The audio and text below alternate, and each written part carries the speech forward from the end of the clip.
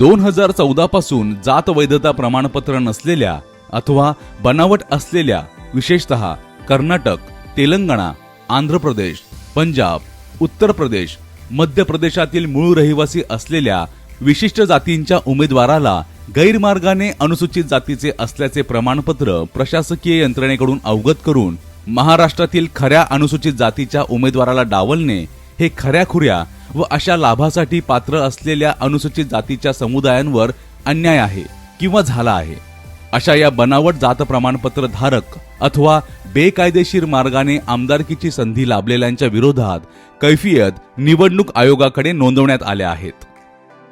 महाराष्ट्रातील महार, मांग, चांभार, ढोर या प्रमुख अनुसूचित जातीतील उमेदवाराला डावलून बनावट तसेच गैरमार्गाने जात प्रमाणपत्राचा गैरवापर करण्यासाठी अगोदर जात चोरण्याचा खटाटोप केला जातो। या